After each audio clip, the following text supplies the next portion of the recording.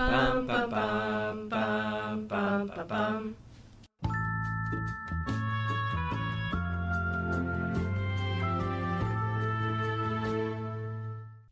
You're listening to Tove, a podcast about the good place in Jewish ideas. Hi, I'm Jon Spira-Savett, and I am here co-hosting today with Ilana Schachter and Daniella Risman. And it's great to have you guys here. Hi. Hi. Hi. And so if you are listening to the podcast in the sequence that it's being released, we are out of order here. We're recording for chapter 24, which is called Rhonda, Diana, Jake, and Trent. And the reason is because in the actual time of reality where we're recording, we are right before the holiday of Purim, the Jewish festival of dressing up in costumes, which is very much what this episode has in it. So if you're listening later on and you want to hold on to this one and go back and listen to it in its good place sequence, you can do that. So Ilana, you're a rabbi. Where do you rabbi?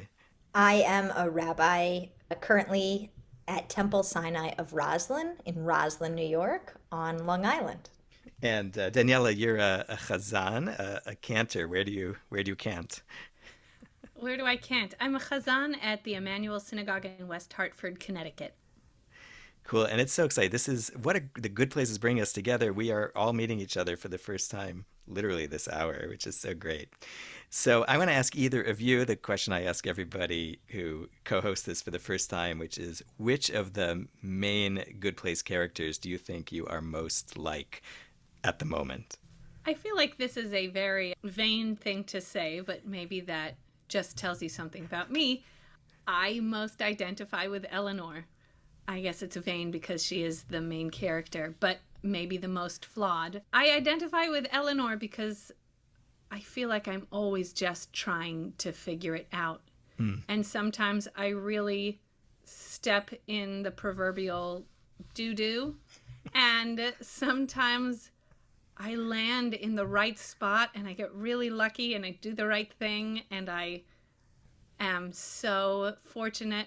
And then I look around and I think, oh, how did that happen? So I feel like Eleanor on some days. And Ilana, how about you? So I was so glad to be thinking about this question this weekend. I think this week I really feel like Chidi is my character. I think that he's the geek in the show, and he's not ashamed of how much he loves books and trying to find the answers in books. And as a rabbi, I really relate to that. But also, I think my husband would tell you that I share a degree of his indecisiveness as well. When there are two, equally good options on the table, I often find myself like Chidi and the blueberry muffin, where I just can't figure it out. My brain's gonna explode. So I'm feeling Chidi today.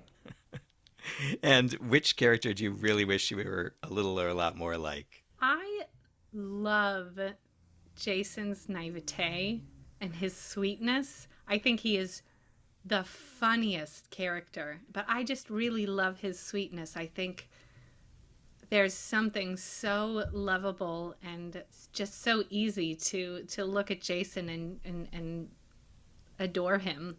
So there's something really that pulls me about that, but he's also such an idiot, so I don't know. Yeah, and Ilana, how about you? Good Janet. I just want to know everything. I don't want to have to work for it. I want to be able to snap and be an expert. That would be amazing. I love that answer. I want to be bad Janet. I take back Jason. I want to be bad Janet. I love the power and the ability to say just anything. She can just say anything. Bad Janet. Oh yeah. So for the record, for those of you betting any money on the season, the totals, this will go as Danielle will officially be a bad Janet wisher when we tally up at the end of the season. Do you have Good Place origin stories of how you first discovered this show or got into it? My husband is our resident TV concierge. So he will vet shows and then present them to me. And that's how I get to watch all of my shows. And we fell in love with The Good Place right away. We loved season one, not even knowing how good it was going to get. And by the end of season one, we were hooked. We were junkies. So did you watch it when it came out, or did you binge it later on? No, we watched it live. It was very difficult. I don't know how we even were able to do that, really. The cliffhangers were so intense. Now I'm like, even rewatching in preparation for our time together today, I turned on the episode that we're discussing today, and 3 hours later, got off my couch. I mean, I think I got a Hulu subscription just so I could watch The Good Place. I think I must have somehow watched the first episode and I was in love with it. I remember, was it shrimp flying through the sky in the first episode and the gaping hole? Oh, it was so... And then I remember rewatching little bits of it after the big reveal and just being blown away by the amazing storytelling. Just being blown away. So let's dive into this episode. And I think, Daniela, you're going to give us the recap. On the train to Bad Place headquarters, Michael distributes costumes to the humans, who each choose a character to be, except for Chidi, who is initially unwilling to lie. The humans and Janet find themselves at the Museum of Human Misery and play for time among the demons, while Michael approaches Sean, using the humans' extradition paperwork as a cover to get the badges they all need for the portal to the judge. After Eleanor gives Chidi a lecture on moral particularism, Chidi lets the demons believe he is actually Trent, an expert on torture. Sean sends commandos to Mindy St. Clair's house and learns the humans are not there. Michael flees, stealing the badges, and rejoins the humans at a reception where a new exhibit about their neighborhood reveals their identities. The humans escape after Jason blocks Sean's pursuit with a Molotov cocktail. Michael sends Tahani, Jason, and Chidi through the portal before discovering he is one badge short. He gives his to Eleanor and pushes a protesting Eleanor through the portal just as Sean arrives. Cliffhanger. Thank you. So let's fan you a little bit about this episode. Were there any particular things that just made you laugh out loud? I love the character of Jason. He is so funny. And there's this moment where he suggests that they get that they throw the Molotov cocktails, and they ask him if, has it ever worked for him before? And he says he throws the Molotov cocktail, and then he doesn't have that problem anymore. He has a new problem. There's something. Oh, that he's so funny. Oh my God, so funny. I love his thing when he dresses up and when Janet gives him the briefcase, on top of the costume that he has. Take my credit card to the hedge fund. No, you're going to be discovered. I think when they're at the cocktail party and Jason can seamlessly hang out with the demons, like, it's not hard for him. They all speak the same language. I really love Tahani's getting into this American character, I guess, who she is dressed up as. I always love when, I guess, British characters, try to speak American and they make fun of how it is that we sound. There was some line I wrote down where she talks about corn syrup and getting on a scooter and going through the mall. The corn syrup. The corn syrup really sold it. I love her name dropping. Tahani's name dropping is sometimes so subtle and sometimes just so out of this world. And then right toward the end when her robot Tahani says she's visited Elon Musk's underwater mansion or something, and the real Tahani turns to Eleanor and says, I really did do that. It was remarkable. And then her robot says, it was remarkable. Yeah. It's just such good writing. It's such good writing. It's all so funny. She's talking about with stuffing a hot dog down John Wayne's throat, and I think it's Eleanor who says, even in hell Tahani can name drop. The thing about the hot dog torture where she comes up with this idea, I guess this is part of her American thing, corn syrup and hot dogs, and Michael's instructor, you like, depends on what you're talking about. We have all kinds of hot dog torture, making people into, stuffing people into. His line, though, when she says, "Oh, you mean stuffing hot dogs into vegans' throats?" And he says, "Sure, yeah, their throats." Yeah. So it's so vile. It's such, the show gets permission to do such vile jokes, and it always does it with such great timing that they can get away with it. It's just so funny. The rule in my house was always that a joke could be offensive as long as it was funny. And that is certainly true of The Good Place. I don't know if either of you listened to the official Good Place podcast, which I'm constantly referencing on this one. It is hosted by Mark Evan Jackson, who plays Sean, and who Sean is in this episode, and who's got this great kind of radio announcer type voice. But this episode has this classic Sean line where we're describing about how he was going to go after the humans, and I think Michael says, "You can't do that, that's illegal," and then Sean says, "Then I remembered, I'm a naughty bitch." And his character is so great. He's a very funny guy. I've seen him, when they do interviews, when they do group interviews, he's just always so spot on. Now, I have to say, you both look like you're possibly younger than me, and quite substantially so. Sean talks about taking on the form of a 45-year-old white man because he can only fail up. And I remember being 45, which is a little while ago, and I wasn't quite sure how to take that. But I thought that was a great line. I like that joke a lot, that he can just get away with the confidence of a mediocre middle-aged white man and fall up. I love these kinds of things where they just kind of come up with these litanies of things that are horrible. There's something at the end where they're going through, like, maybe it's places they can look for the humans or cut them off, and I guess it's part of this museum of bad place horrors, children's dance recitals through holiday weekend IKEA. I think that the museum also takes a lot of shots at, for lack of a better word, middle-aged white men. Like, there was a whole exhibit basically on mansplaining or bad office jargon, somebody's got a case of the Mondays, or, these expressions that are just awful. And they end up in this museum as a punchline, which I really appreciated. Yes. Well, on behalf of middle-aged white males, I'm willing to take one for the higher cause. I'm sorry that you're outnumbered today. Oh, that's fine. That's fine. I'm not. It's nice.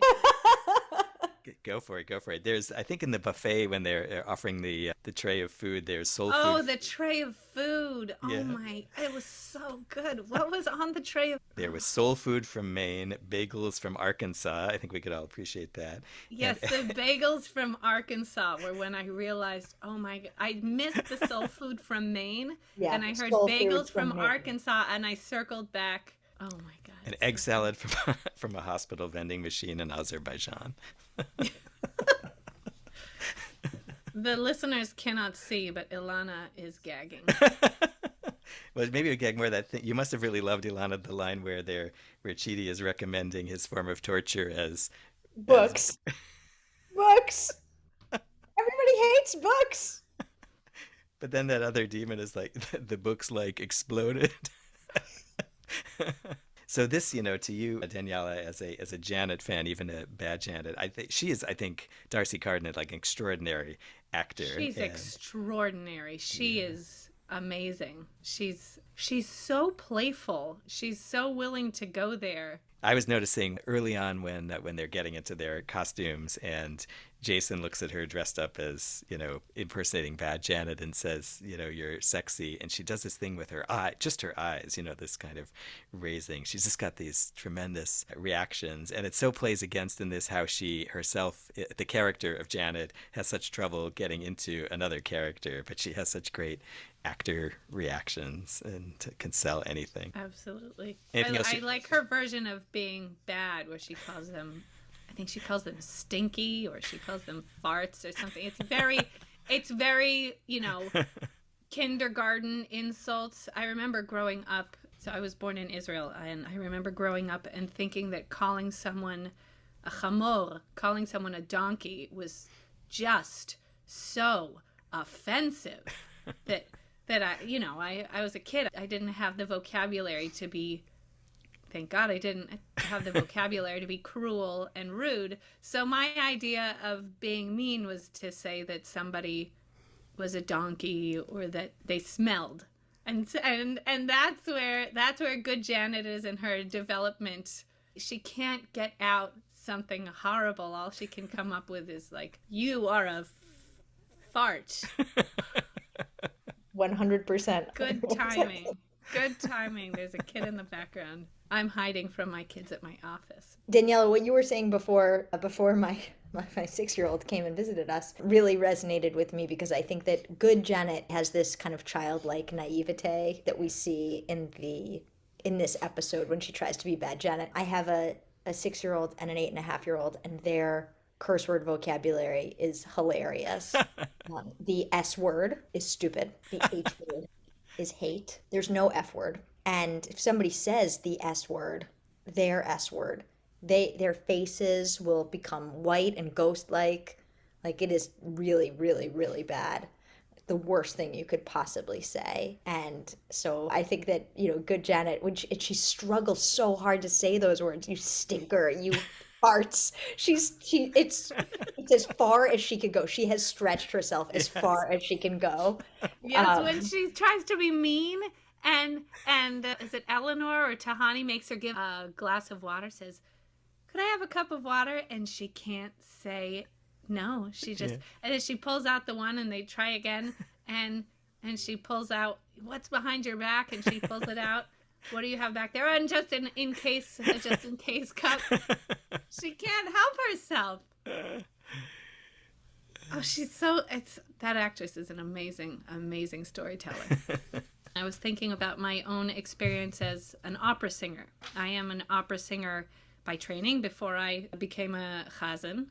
And I have this very distinctive memory. I was doing a show, and when you rehearse a show, you don't just put your costume on for dress rehearsal. You put your costume on, or at least parts of it, in advance.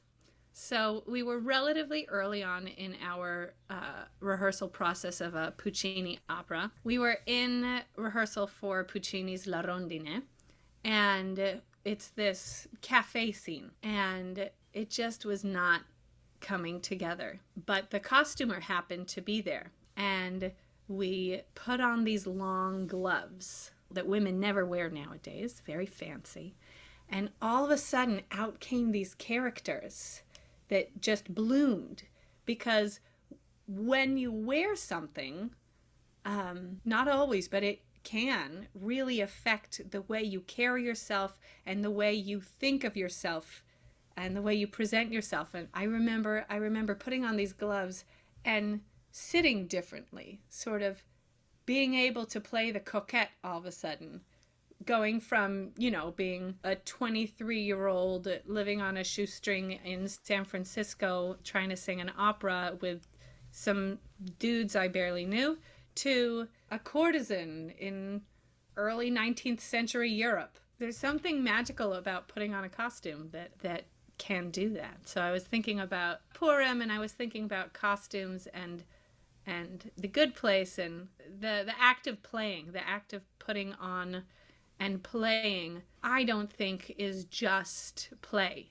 There's something profound about it that can change the way you see yourself. And so, Ilana, you were talking about sort of one of the premises of the show is that these characters can change, that it's mind-blowing. These characters are so flawed, and yet even Michael, who is a demon, when you see him in his demon form, he's this weird blob, right? And he, of course, chose, a wealthy white dude to be his avatar, and he's just rotten. And yet, at the end of this episode, spoiler alert, he saves Eleanor. Something about wearing the costume and playing the part, and this is maybe me sharing my theology too much, but something that I have always loved about Judaism is that it doesn't demand that you believe everything. At least my version of Judaism says you don't have to believe something, but the process of doing it, and that your actions count, and that the ritual and the behavior. And part of that, I think, can feel like wearing a costume sometimes. And then you do it, and then maybe it changes you for good. Ilana, for the listeners, Ilana has now put on a Mardi Gras-esque mask, which looks really great on her. It's got feathers. Well, it's not fair if you guys get I know, you got to just for a minute put on so the listeners should know, because this is an important part of the blog, that Rabbi Jon rocks a wig. Rabbi Ilana Schachter looks just gorgeous in her Mardi Gras mask. And I have worn, how would you describe this? Clown nose. Glamorous. Thanks, Ilana. A very glamorous piece of bulbous nosewear. Purim. We are right now getting ready for Purim. Purim is a festive Jewish holiday, often celebrated by families with young children because of the focus on dressing up in costume. But the holiday of Purim centers around the Book of Esther, Megillat Esther, which tells a story about Jews living in exile, Jews living in an assimilated community, and when it becomes important to hide being Jewish, and when it becomes important to reveal their Jewish identity. There is a villain in the story of Esther whose name is Haman or Haman. Boo! And when we say his name, we boo. And Esther, who is the queen, is also a Jewish person who has thus far hidden her Jewish identity until it becomes known that Haman plans to kill all of the Jews, and Esther may be the only person in a position of power to save them, but can only save them by revealing her Jewish identity. So the holiday invites all of us to think about our identities when we hide, when we conform, when we reveal ourselves. If you have young children, it's basically Frozen and Frozen 2. That's the story. Yes. Yes. So I've been thinking about the good place in that context. I think that the entire series arc is asking these same questions, right? Because the good place itself is a mask of some kind. The good place is a costume that everybody's inhabiting. And we think, as the viewers, that we understand the characters, we know who they are. But constantly we are being challenged to say, are those characters acting in as their truest selves or not? Or are they wearing masks? Or are they growing and changing? Is there no such thing as our truest selves? So I think that when I'm thinking about Michael, Michael's a great example of that. We think we know Michael as this, lovely director of the good place, but then we find out that he's a demon, but then we find out that he's actually like a mensch. So like, who is he? And which mask is the real mask? Which costume is the real costume? Yeah. And as I thought about this episode through that lens, I was thinking that when we meet all of the characters, and as you said, even Michael, we're presented with who we're supposed to believe they are before the season 1 twist, but they're also being told when they arrive that they are somebody. I mean, in the extreme case is Eleanor, who's being told she's this totally other person, but everybody else is being told, well, I guess Jason, Jianyu also, but Tahani and Chidi are being told a version of themselves that they're supposed to believe that isn't really true to who they are. And at first they have to be revealed as a less good version, and then somehow change from there. And it was actually making me think about the character of Esther in the Megillah, who at the beginning is not really defined as a person. She's, for one, a young person, a young woman. And in the second chapter of the Book of Esther, she's literally made to disappear physically into the king's palace and harem, and then to be so covered in makeup that she's not really anybody until she begins, I guess, as you were saying, Danielle, until she begins to do things that sort of turn her into somebody, reveal that out. She sort of wears the costume and becomes the queen, and wears the, Mordecai comes to her and says, you need to be the leader of your people. And she figures out how to take on that identity. That I think that is part of the request for the fast. So for the listeners who don't know, there's a Esther fasts before she approaches the king, and she asks the Jewish community to do so sort of in solidarity. And it's sort of her way of taking on this identity to somehow change her body, and in doing so change her way of seeing herself. And also maybe, there's the parallel to the sacrifice of sacrifice of self in hopes that somehow divine protection will come. So that, just to talk about that moment for a second, it hit me that the very end of the episode, this conversation where Michael says to Eleanor, and oh my God, M. Michael Mordecai E. Eleanor Esther, that Michael basically, he hands his badge over to her and says, like, it's on you now, like, you can do this. They need you more than they need me, which to me just totally reshaped how I thought about that moment in the Megillah, where Mordecai essentially says, like, I'm this guy who does, like, I'm a known sort of notable guy, but actually it's you, Esther, who have the power, and only you. There's nothing I can do out here. You're the one. You've got to go into that portal to see King Ahasuerus. I can't do that. You're going to do that. It's interesting you saw it that way. Maybe this is me wanting to see the feminist narrative in Purim. But so the story begins, among other things, with Vashti, the reigning queen, being booted out because she will not demean herself for the king and his party goers. And I like to imagine that in this moment, the power of the woman is finally embraced. And that's obviously, to some degree, me reading into it what I want to read. But I don't feel like Mordecai was bequeathing power to Esther. I feel like Mordecai was saying, all I have is the laurels that I got lucky. I was in the right place at the right time. I heard the right thing. I did the right thing, and it worked out great for me.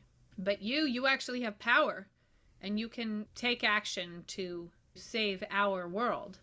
And is there a parallel with that? And should we give the writers of The Good Place credit there to be saying something similar? Maybe not, but it's good storytelling. But yeah, I feel like Michael recognizes that his worth is not as great as the act of self-sacrifice in this moment is more than just a sacrifice of one.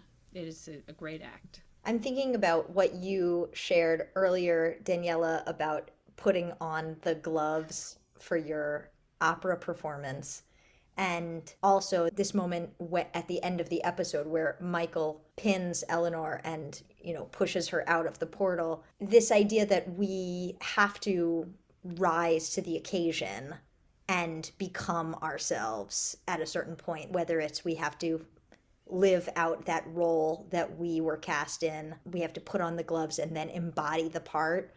Or in the story of Esther, when Mordecai comes to her and says, this is on you, this is your purpose, you have to do this, it is really at that moment in the narrative where she embodies the role. And we see that in this episode too, right? We see that Eleanor goes through the portal and, I don't want to skip ahead to the next episode, but she steps into that role. She has to step in as the leader of that group and really embody the part that she was assigned. So in that way, I think that there's a really beautiful parallel about the way in which these women are empowered and rise to that occasion. So one of the things I would ask the two of you, as again the 45 and older male, white male in the chat here, is that, Eleanor is dressing up in this costume for the episode with the horn-rimmed-ish kind of glasses and the kind of librarian-ish part. And so she, on the one hand, she plays that to school Chidi a little bit to kind of give him some of his own medicine, but in her own way. She's definitely both teaching him and kind of haranguing him at the same time. But I'm wondering what you think about the fact that, like, does she need this, is this particular costume she's wearing, which is so different from the look that we think of more as kind of Eleanor's Arizona trash bag thing. Is this a good thing? Are you bothered by her look as she makes this move? I was super impressed by the costumers and the hair team. Whoever did her hairpiece was fabulous. I don't know if I have thoughts on that. Ilana? I was thinking more broadly about the costumes that they wear in this episode a lot. First of all, I love that, to dress up and visit with these demons, everybody looks like really sharp 1950s characters. Like it's so classy, they're so classy in hell. Way classier than in America, right? That's I feel like the underlying message. But that there's the episode itself really plays with the idea of costume and identity. So at the museum, these characters are dressed up in disguise, looking, as you said, looking put together, looking sharp, but they're pretending to not be themselves. And then there's this moment where they reveal the new exhibit of the museum, which is, of course, them, the four of them, in their truest selves, right? As their most authentic selves. But those people don't exist. Those are robots or sculptures so the doppelgangers are actually they get to the heart of who these characters are, while the characters themselves are watching that take place in costume. And I feel like as the viewer, we kind of have to sit there and wrestle with that. Like, who are these people really? Are they the live people in costume, or the immortalized figurines that are in the museum? In true rabbinic fashion, I have no answer. Just posing the question. That's sort of the entire it's the good place right there. It starts off, Eleanor is immediately in costume. Jason is immediately in costume. Michael is in costume the whole time. Yeah, good Janet doesn't.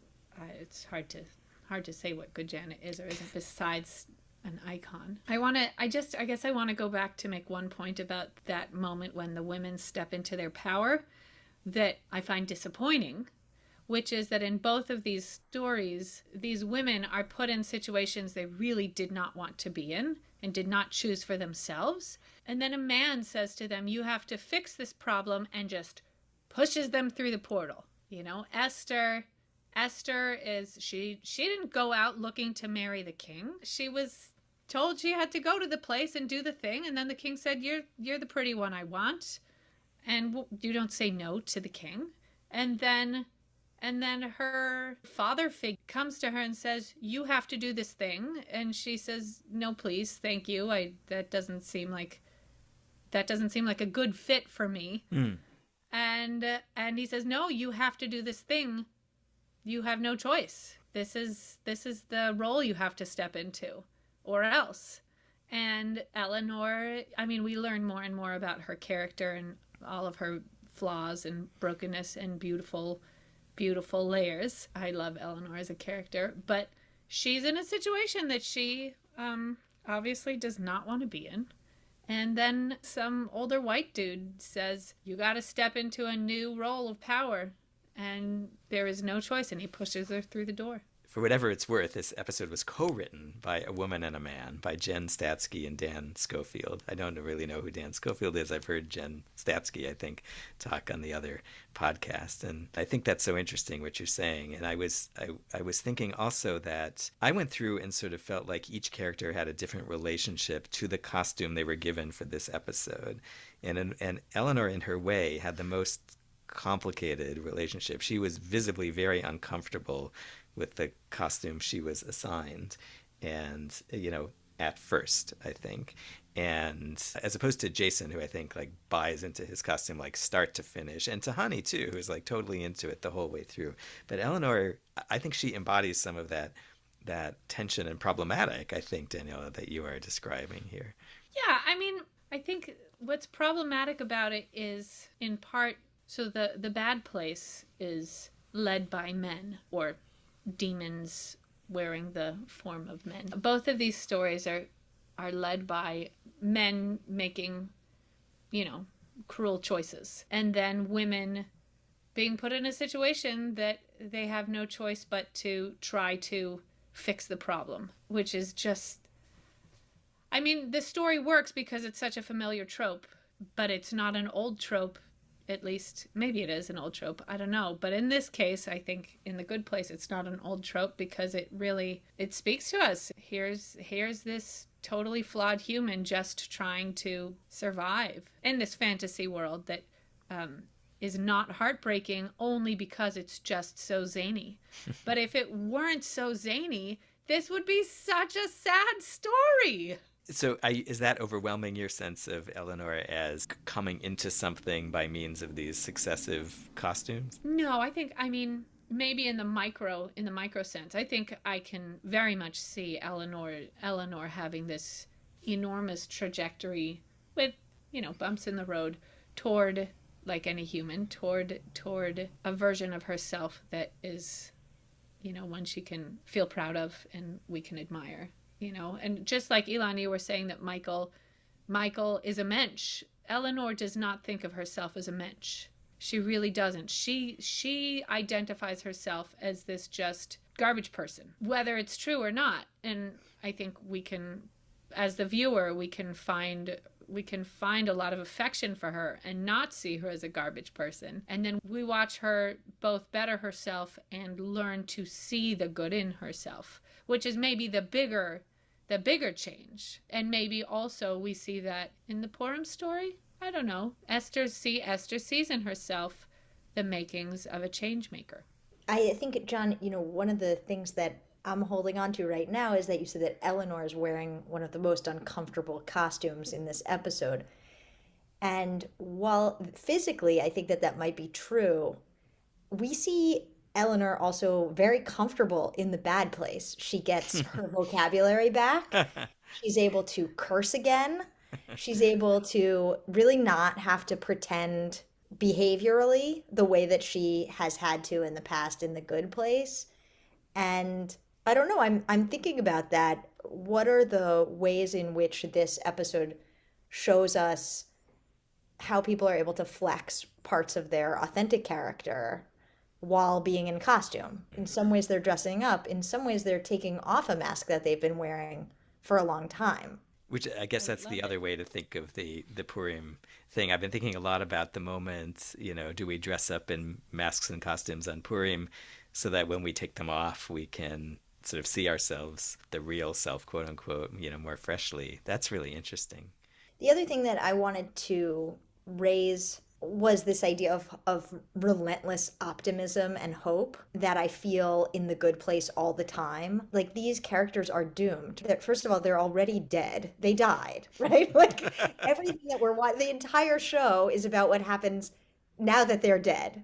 So our premise, our understanding as human beings of like what's at stake, like, with Esther, she says like, I don't want to go to the king, I might die. But in The Good Place, they're already all dead. They're right. And what are they fighting for? They're fighting for this better afterlife, to be released from the bad place. And they never give up. They never give up. One door closes and they figure out a way to keep going, to put on a different costume, to open a different door, to discover a portal. And that relentless hope and optimism, I think, is essential to our understandings of Judaism and especially the story of Purim. It doesn't look good for the Jews in Megillat Esther. Like, there's no moment where we're like, this'll be fine, you guys. Everything's fine. Like, they are legit doomed. There is a date on the calendar for the Jewish people's annihilation. And yet, they're still having conversations about how they can fix it. Mordecai still approaches Esther and says, you have to try. And Esther tells the people to fast because you have to try. And in this episode, our characters continue to try, even when things look really bleak. So I'm inspired by the characters of The Good Place, that even when they've already lost everything that seems to matter to us as human beings, they continue to try. And in the process, actually get better, right? They actually grow and develop richer, fuller identities. So maybe that's our Purim message that we can hold on to. So one of the things I was thinking about was that, as I started to say, the different relationship of people to costumes, and I thought about how Chidi is the one who refuses to put on a costume. He considers costume to be straight out lying, and Is that what happened on the train? I missed that detail. Say that again. He won't wear his costume because he that would won't. be. Yeah, he won't change into this other character and take on another thing. That in and of Yeah. itself, apart from the actual lying that Oh, he cheaty. well, but I think so. It really got me to thinking about, that essentially is presented here as like a permissible, it's as not lying. I know people have sometimes described acting as like the telling of beautiful lies or drama or something like that. But here, it seems like Chidi is confused about that. Like this, it's an intermediate space where you play out another possible mode that's you, that might actually be the true you in this case, or have some part of the true you, and he won't do that by getting into a costume at all. Chidi said, I won't lie about who I am. And when the Chidi who's in the exhibit talks and introduces himself, he says, "I'm Chidi Anagonye," or maybe I'm not. I can't decide anything. And I just thought that was an interesting counterplay as to, it doesn't matter whether he puts on that costume or not. The regular Chidi, maybe I'm not Chidi. And Tahani, she's totally into it, from the start. And I thought that Jason's was interesting, that when he put on the suit, his first reaction was, "This is horrible. It reminds me of court and going to court and representing myself in court against the advice of the judge," and all that. And then Janet gives him the briefcase, and like it requires like an extra layer of costume. And then he's like, "Go, got this." And that's like, there sometimes more level of costume. And I just thought that those were interesting contrasts in terms of, costumes you're right, you can disappear in a bad way into the mask that you put on, or it can be a tool, again, back to Daniela and your long gloves. Yeah, I mean, this is such a cliche thing to say, but I feel like I'm always wearing a costume. And maybe that's the imposter syndrome in me. But, we wear costumes every day. So I think one of the powerful things about intentionally putting on a costume is, like you said, when we take it off and we see how it is different and how it is the same. And when we put on that costume, how comfortable or uncomfortable we are in it, it can teach us about ourselves, or it can teach us about how we would like to be. I love wearing costumes. Like I said, I'm a theater person. I'm an opera singer, and before being a cantor, I think wearing a costume is beautiful. I think it's part of being human. Something that struck me when they were talking early on is how they have to go through this phase of putting on these costumes in order to go see the judge. There's this idea in the Hasidic traditions or Kabbalistic mystical traditions that compare Purim, the holiday of dressing up, to Yom Kippur, which is known as Yom Kippurim in the Torah, the day that's like Purim. And I just was really blown away by that some interpretations of the holiday of Purim see this as like we have to figure out what we should dress ourselves in order to become the authentic, best way to present ourselves for eternity. And then, of course, see what we do on Yom Kippur when we actually costume ourselves just in white, all the same as what it takes to kind of appear before the judge. Well, I'm thinking about that first scene on the train where they all start to put on their costumes. And you mentioned, John, that Chidi kind of freaks out. And I was really struck by that moment, too. He says, I won't lie about who I am. He's very clear about that. And the reason that he gives to Eleanor is that he doesn't want this moment to be the moment he gets judged. That everything else in his life and after his life somehow don't have the same weight for him as this moment on the train where he would lie in order to sneak in to get the appointment with the judge, where he will be judged based on this moment. It feels very paradoxical. He feels really stuck. And in this episode, we don't get to meet the judge. We don't see what that process is going to be like. It is very much like we're waiting on Kol Nidre, on the evening of Yom Kippur. We don't know what's going to happen next. And for Chidi, that weighs really heavily on him. And for everybody else, I think that they're eager to get through. They'll do whatever it takes to get to that moment where they can have an audience with the judge. I'm not sure what the moral lesson is for all of us in that, but I felt so much for Chidi in this moment, how trapped he felt, that the key to his potential redemption was the very thing that he could not handle. Yeah, absolutely. Yeah, Ilana, how very frightening for him. But Chidi lives that way, or dies that way, all the time. Chidi exists in a reality where every single act could be the thing that puts you over the edge toward or away from salvation. And what a horrible way to live, but also in some ways the way I think a lot of us live, you know. And we do it in all forms. We do it, is this the food that is healthy for me, that will give me, you know, the thing that I want? Or is this the action? Is this if I pick up my kid from school today, will this be the, you know, the parenting moment that I should have or shouldn't have, you know, given enough weight to? Or anything that you do, all of those little choices, they feel like a world in themselves that they could make or break you. But we all know, I mean, we're watching Chidi and we're thinking, Chidi, you got to just do the thing. You have to do the thing.